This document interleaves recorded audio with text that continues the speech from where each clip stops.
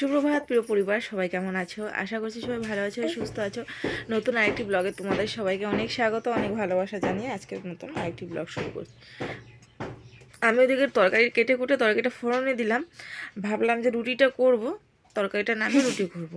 অতক্ষণে দেখি এই যে উঠে গেছেন, উঠে কান্না করছে, খুচুর মুচুর করছে, বমি করলো, করে একদম কান্না করতে শুরু। তারপর করে নিলেন চুপ। হুম হুম হুম, তুমি হুঁ কি বলছো? পাকা বুড়ি একটা। ওই দেখো মাম্মা। তো চলো আজকে ব্লগটা এখান থেকে শুরু করছি, তোমরা দেখতে থাকো। আশা করছি তোমাদের আজকে ব্লগটা ভালো লাগবে। আমি যদি ঘুম থেকে উঠি, আমি ওঠার পর থেকে ব্ল্যাকের যে শুরু হয় সেইটা আর বন্ধ হয় না।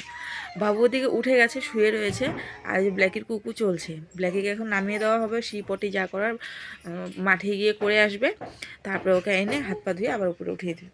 কারণ নিচে থাকলে ভীষণ অত্যাচার করেও, সারাদিন এদিকে ওদিকে ঘাস খায় আর জল খায় আর বমি করে, মানে ধরে রাখা যায় না। মানে কুকুর যে ঘাস খায়, আমি এই জিনিসটা ওকেই দেখেছি যে কুকুরও ঘাস খায়, ঘাস খাবে আর বমি করবে জল খেয়ে খেয়ে। এই হলো সারাদিনের আপডেট। তো চলো আজকে ব্লগটা এখান থেকে শুরু করলাম, দেখতে থাকো।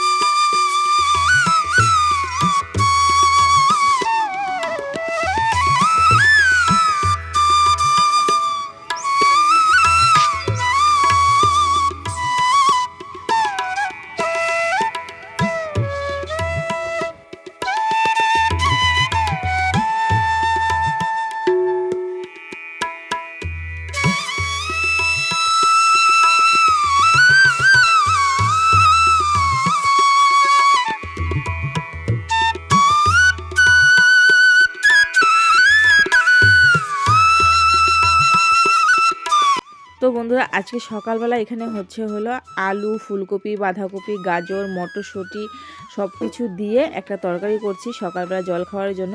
আর আজ থেকে কোনালে পাপা তরকারি দিয়েই রুটি খেয়ে যাবে। কারণ কি, দুধ দিয়ে বা ছানা দিয়ে রুটি খেলে না ওর বলে গলা বুক জ্বলে, সেই জন্য এই রুটি তরকারি দিয়ে দেবো। তো বন্ধুরা, আমাদের খাওয়া দাওয়া হয়ে গেছে। খাওয়া দাওয়া করে আজকে মাম্মামকে তেল মালিশ করছি। আজকে আগেই খাওয়া দাওয়া করে নিয়েছি, কারণ ও খাচ্ছিল তখনই আমিও খেয়ে নিয়েছি। খেয়ে দিয়ে মাম্মামকে তেলু মালিশ করাচ্ছি। হ্যাঁ না মাম্মা, হ্যাঁ না, মাম্মামকে তেল মালিশ করাচ্ছি। তেল মালিশ করিয়ে ওকে স্পঞ্জ করবো। আজকে করবো না মনে হচ্ছে, কারণ কি রোদ্রু নেই। রোদ্রু না থাকলে না স্পঞ্জ করতে ইচ্ছে করে না, ঠান্ডা যদি লেগে যায় সেই ভয়।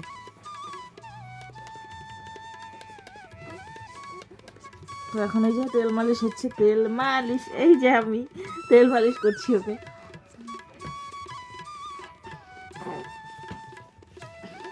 আমি তেল মালিশ করছি, উনি ঘুরে ঘুরে মজ্জা হাত খাচ্ছে। মাম্মাম, ও মাম্মা, মাম্মা, ও মাম্মা, এদিকে ঘুলো, এবারে এদিকে মুখ খোলো। ওইদিকে, ওই যে ওই দেখো সবাই, দেখো দেখে তোমাকে, ওই যে সবাই দেখছে, ওই যে সবাই দেখছে, সবাই দেখছে। কে রে তা? কোয়েল? এটা কি কোয়েল নাকি? কোয়েল নাকি? কোয়েল, এটা কোয়েল। ও যে আমাদের কোয়েল রানী, ও যে, ও যে। চোখ দুটো একদম ঠিক ক্যামেরার দিকে গেছে আর কুটকুট করে তাকিয়ে তাকে দেখছিল।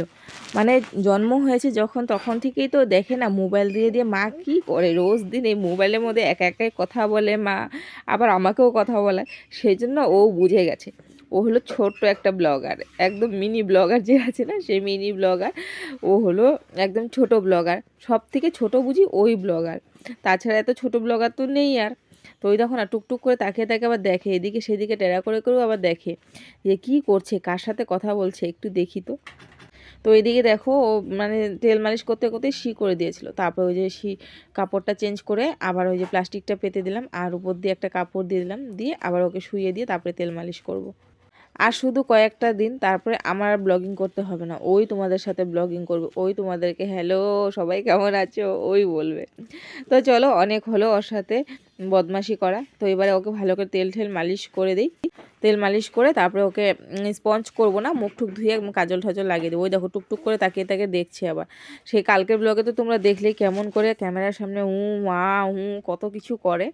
তো চলো যাই হোক, তেলটা মাখিয়ে দিই এবার।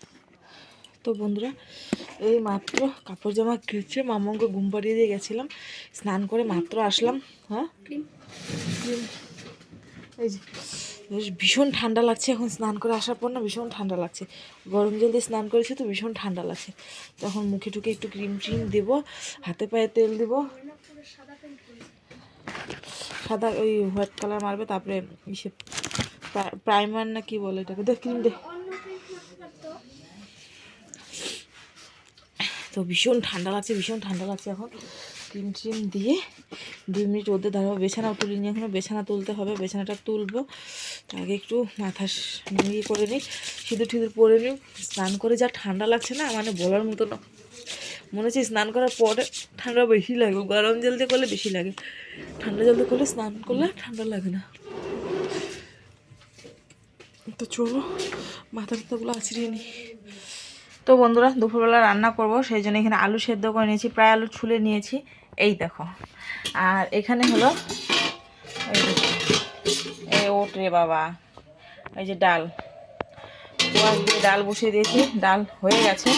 আর ডালের মধ্যে আলু সেদ্ধ করলাম, আলুগুলো ছুলে নিই, ডিম দিয়ে আলুর ঝোল করব, সেই জন্য আলুগুলো ছুলে নিলাম। তো চলো এদিকে ডিম দিয়ে আলুর ঝোল করি আর এদিকে ডাল করি। তো বন্ধুরা দেখো, এদিকে আমি সমস্ত আলু ছুলে নিয়েছি আর ভাতও বসিয়ে দিয়েছি, ডালও ফোড়নে দিয়ে দিয়েছি। এরপরে এসেছে মাছ, তারপরে নিয়েছি মাছ নিয়ে মাছ কাটলাম, কেটে এই যে মাথা হয়ে গেছে আমার নষ্ট, আর কিচ্ছু না। কি বানাবি? ওই কাট পেপার দিয়ে না। তো এখন হলো আমার মাথা হয়ে গেছে নষ্ট। মাছালা গেল, এত বেলায় গিয়ে আমি মাছালার থেকে মাছ নিলাম, মাছ নিয়ে মাছ কেটে কুটে এই যে নিয়ে মাত্র আসলাম। এখন হলো রান্না করে ভাতটা বসিয়ে দিলাম। এখন হলো ডিমের ঝোল করব, আর ডিমের ঝোলটা করে রেখে দিব, কালকে খাবো ডিমের ঝোল। ও বাবা, একটু বসি এখানে বাবা, পুরো ডিমের ঝোলটা করে রেখে দিব, ডিমের ঝোল দিয়ে কালকে খাওয়া হবে। আর আজকে হলো মাছ নিয়েছি, তো মাছ দিয়ে পেঁয়াজ কলি দিয়ে আলু দিয়ে বেগুন দিয়ে রান্না করব। চলো, আর বেগুন কোথার থেকে আনবো চলো তোমাদের সেটাও দেখাই। তো চলো এখন গিয়ে বেগুন নিয়ে আসি আর রান্না করব। আর রেসিপিটা আজকে অবশ্যই তোমাদের সাথে শেয়ার করব, আলু বেগুন দিয়ে পেঁয়াজ কলির চচ্চড়িটা। চলো, তো চলো বেগুন ছিঁড়ে নিই।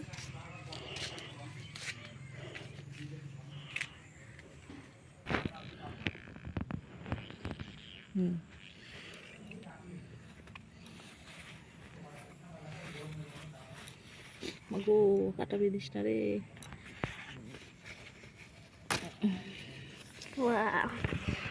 তো এই যে আমাদের কাছে একটা বেগুন হয়েছিল, এই বেগুন এতটুকুই হবে, আর বড় হবে, দেখি না।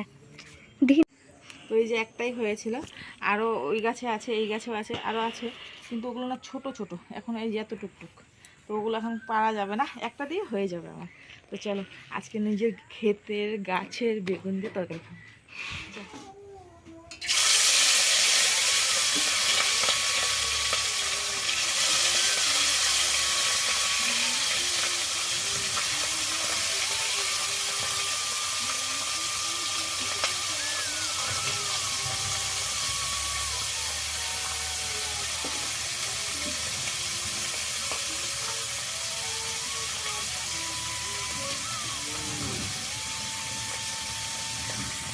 গাছের থেকে বেগুন ছিঁড়ে নিয়ে আসছি আর বেগুনটাকে একদম কেটেও নিয়েছি চচ্চড়ির মতন করে, কারণ বেগুন দিয়ে আলু দিয়ে আর পেঁয়াজ কলি দিয়ে আজকে মাছের চচ্চড়ি করব। বেশ অনেক দিন হয়ে গেছে বেগুন দিয়ে চচ্চড়ি খাওয়া হয় না, তো আজকে ভাবলাম একটু টেস্ট করে দেখি কেমন লাগে।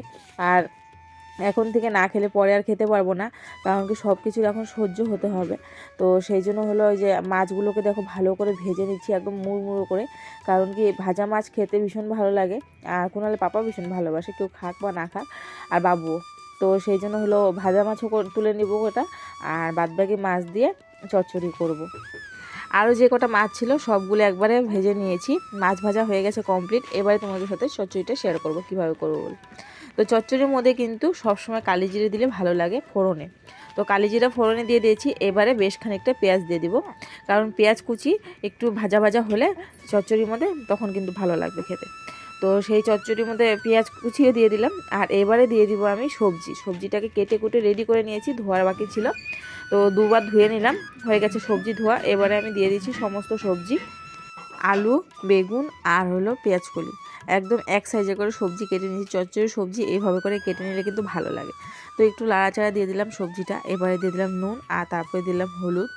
এবারে ভালো করে মিক্স করে নিচ্ছি। আর এটার মধ্যে মশলার মধ্যে দিব জিরে আর লঙ্কা বাটা, ব্যাস। কোনো রসুনও দেবো না, কোনো পেঁয়াজও দেবো না বেটে বুটে এমনি। তো রসুন দিইনি, রসুন ছাড়াই চচ্চড়ি করছি, রসুন ছাড়া চচ্চড়ি ভালো লাগে কিন্তু। তো এই ভালো করে আমার মশলাটা দিয়ে লাড়াচাড়া দেওয়া হয়ে গেছে। এবার আমি সমস্ত মাছগুলো একটা বাটিতে তুলে নিচ্ছি, কারণ এটা দিয়ে আমি ঢাকা দেবো। তো চলো এবার ঢেকে দিই।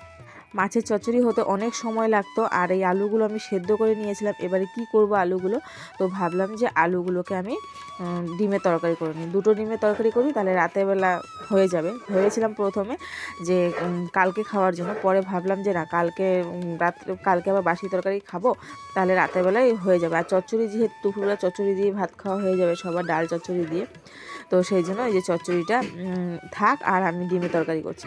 তো ওই সাইডে বসিয়ে দিলাম আমি ডিমের তরকারিটা, আর এই সাইডে নিয়ে আসলাম আমি চচ্চড়িটা। এনে চচ্চড়িটাকে ভালো করে কষিয়ে ঝোল দিয়ে দিলাম। তো ঝোল এবারে ফুটে গেছে, এবারে দিয়ে দিব আমি এটার মধ্যে ছোট ছোট মাছ। অনেকে কিন্তু ঝোল দেয় না, এমনি চচ্চড়ি শুকনো শুকনো নামায়, তখন কিন্তু পেঁয়াজ কলিগুলো ভালো করে সেদ্ধ হয় না।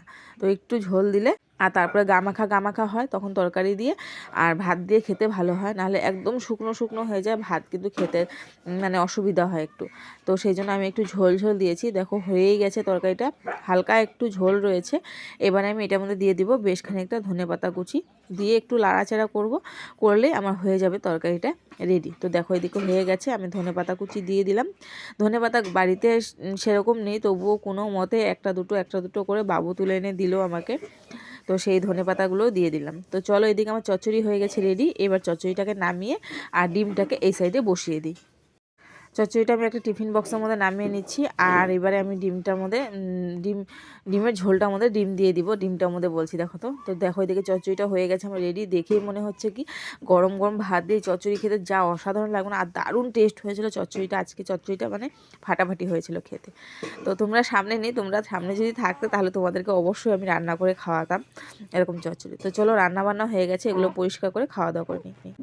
তো এদিকে এই যে নিয়ে নিয়েছি চচ্চড়ি, মাছ ভাজা আর একটা কাঁচা লঙ্কা, এই দিয়ে হলো আমি খাবো এখন। তো চলো খাওয়া দাওয়া করে নিই, আর আজকে ব্লগটা এখানে শেষ করছি। ভালো থেকো সবাই।